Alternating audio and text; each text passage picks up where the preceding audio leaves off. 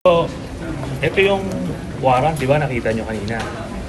So, itong warrant na to was officially transmitted kanina. No? Nung nag-appear siya, so, dun sa PCTC. Okay? So, yun yung Interpol representative na. So may Interpol din dito, sir? Hindi. So, yeah. So, ngayon, ako personally, nandito ako kasi hinamon niya ako eh. Di ba? Hinamon niya ako. Kaya sinamahan ko yung mag-aaresto. Di ba? O ngayon, we will make sure na ito ay ma-enforce. Kasi yung Senate, nung ako, inisyuhan ako ng warrant, binasahan ako ng Miranda rights doon sa lounge. Alam niyo yan, publicly reported yan. Kaya yung mga presidents na sinasabi nila, yun nangyari sa akin yun. Pag kami valid na warrant, yun. Di ba ngayon, meron tayong batas.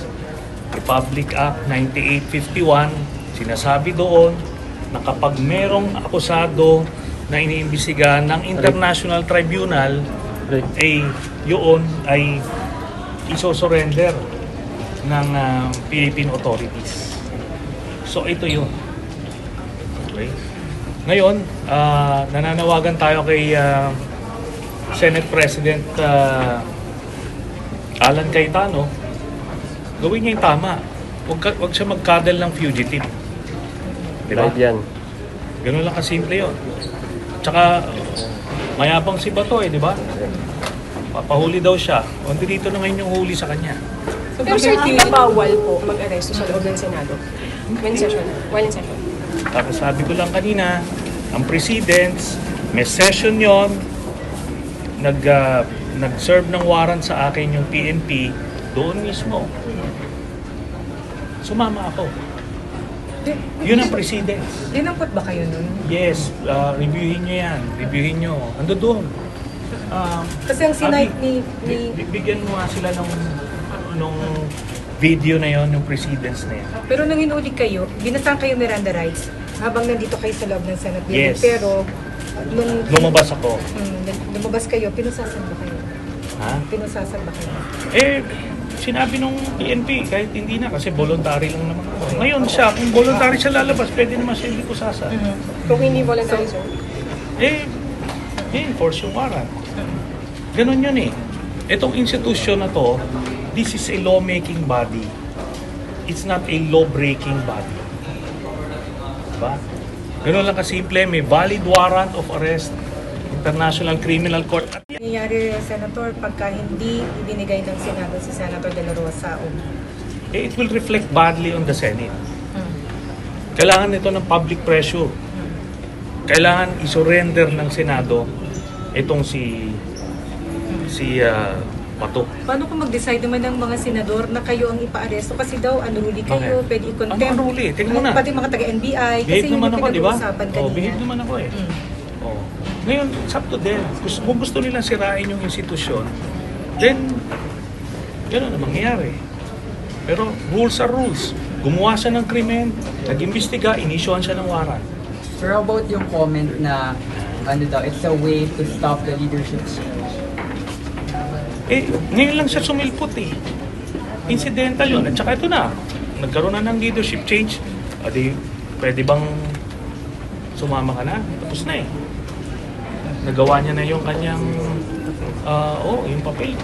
So mali pala yung ini-insist ng mga senador, sir, na bawal mag-aresto dito. Hindi. Habang may deadline. Walang yan. Walang Wala basis. Historically, si Senator Laila de Lima, sumama siya. Inaresto siya dito. Hindi in session yon. Ngayon, nung ako, in session yon. Ano yun yun? Ando doon sa, ni-report yun, widely reported yun. Saan ba yan? I-play natin. I-play natin. Berlin. Oo na. Save ko lang.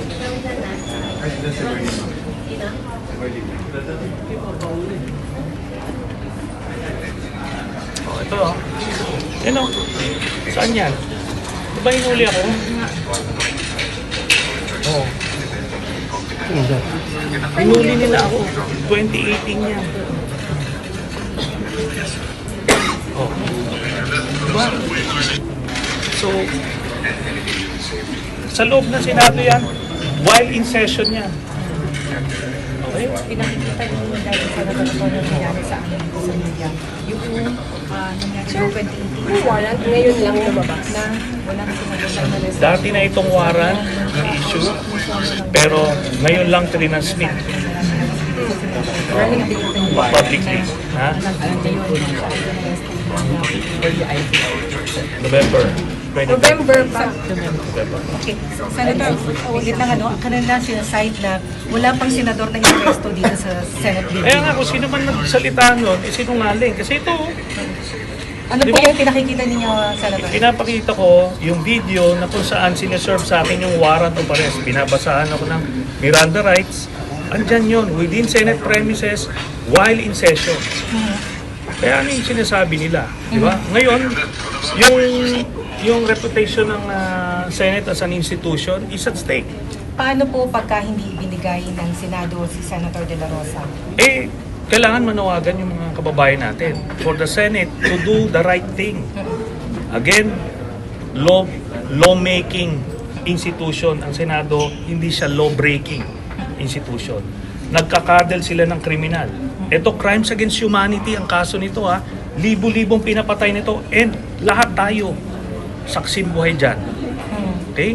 Yun nga lang isang taong magpapatay ka, huhuliin ka na eh. Murder na yun. Conspiracy to commit murder. Ito pa, libo-libo. On national TV pa yun. Ang kinakatwiran po ngayon kasi pagka daw may mga aaresto na halimbawa senador o na-contempt dito, dapat may coordination. So, may coordination dapat. Ito, bulatan. Sino ba nagsabing, gulatan nito? So, ibig sabihin, sorry, okay, so hindi to Hindi na ako privy doon. Hindi na ako If privy. meron na po palang warrant of arrest November pa, bakit po ngayon lang sa tingin niyo? Kasi Bakit sealed warrant yun eh. It's a sealed warrant. Kasi di ba nagtago siya eh. And just so it's clear, Sen, Oh. ang NBI po ang magsuserve ng warrant of arrest. Yes, they're the competent legal authority to effect it. Not you po. You're just here for... Dito lang ako kasi ni-request niya ako. Nasamahan ko daw yung arresting team. Pero sir, yung NDI, kanina nakipag-coordinate sa Senate to, para makapasok sa premises. Hindi ko na alam yun. Tsaka hindi naman bawal eh. Bawal ba? Diba? Hindi naman eh. Bawal bang gawin nung mga legal authorities natin na gampanan yung mandato nila? Sir, so yung warrant in-issue to our officials noong November pa? May copy na ang mga official natin? Hindi.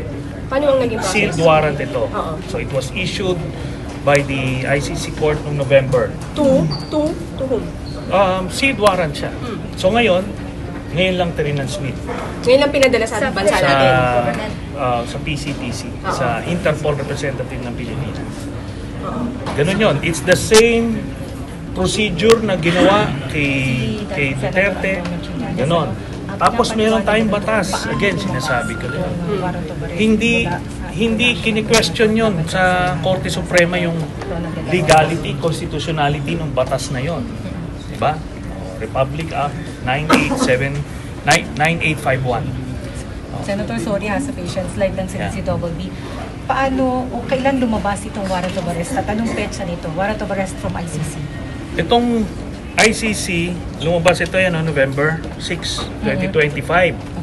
Pero officially transmitted ito kanina nung lumabas siya. Okay? Ibig sabihin, nung lumabas siya na, Nandito na siya sa Senado. so ngayong hapon, Yeah. So, ganun yon. That's how it is done. So officially transmitted saan po? Sa Kanino? PCTC, Philippine Center for Transnational Crime. And then coordinated Siya yung Interpol representative dito sa Pilipinas. and then coordinated with NBI. Yes. So, ngayon, ganito. Valid itong warrant na to. It's the same procedure na ginawa sa pag-aresto kay Digong. So, ano bang pinag-uusapan natin dito? Ngayon lang siya inilabas, sir, kasi ngayon lang lumabas si Senator Bato. Yes, kasi nung time na yon, 'di ba, sa sobrang takot nung mama, nagtago siya eh, 'di ba? Oh, ngayon Nagmamatapang siya kasi may nilabas na walang public warrant daw, sabi ng ICC. Walang public warrant pero may sealed warrant. So it's okay. Yeah. Nandito siya ngayon, di pasok siya sa bitag. So ganito ba yung pagkakaalam yung proseso, ganito ba yun na nakasikreto para o bakit? Para mahuli. Kasi kung inilabas to kaagad, nakita mo naman, kung sino makatanggap, ipe-press con ka agad di ba? Di gano'n. Hindi mo mahuli. And then, O ngayon sabi ko nga, hinahanap ko nga yung dragnet ni NBI. ni John Vic Remulla na 10,000 daw Di ba? Oh, kasi habang busy siya kaka-press con, ito, nalusutan yung dragnet niya. So Diba? NBI yung mga nandito. Yes, kasi may butas apparently. May incompetence issue tayo. May Interpol din ba, sir? John. Ngayon? May Ha? Interpol din? Mataga-Interpol ngayon? Sabi ko nga sa inyo, ako nandito lang kasi ni-request niya ako. Personal request. Sen, sa tingin niyo po ba Asan kailangan ba yung ng video local na yun? court order? Yung video na yung request Ayun niya. sabi niya. Pero Senator, kanina, No, si Bato nag-request sa Hindi, akin. parang nakipag-coordinate yung NBI sa inyo ngayon para i-serve dyan. Hindi ko alam yung mga coordination nila. Basta't ako, dito lang, si-serve ko lang yung... kanina po, Senator, kanina nakita ko si General Samonte, in-escort kayo papunta sa basement ba o sinamahan kayo? Anong nangyari doon? Kasi Ayan, parang gusto baka kanina, baka magpapa-aresto na. oo. O hindi. Hindi. Naalarma niyo. So, okay, bakit kayo sinamahan o bakit kasama kayo ni General Samonte kanina? Oo. Wala na. Wala na. Hindi kayo inaaresto? Well. Kasi Okay. medyo magulo na yung situation kanina. Sir, May- paano pag magpatigas? Paano pag magpatigas? Yes, Hindi balik sa i-turn inyo, over balik sa NBI? Eh, Pwede bang persahin ng NBI? Sabi ko nga sa inyo, it's a constitutional crisis. 'Di ba? They would be cutting a fugitive. 'Di ba? Aiding and abetting a fugitive. Ngayon, kung sino 'yan, pwede makasuhan din. Obstruction of justice. Sen, Diba? madalas po nilang argument yung local court order. Para sa inyo po ba, kailangan pa ng gano'n before the arrest happens?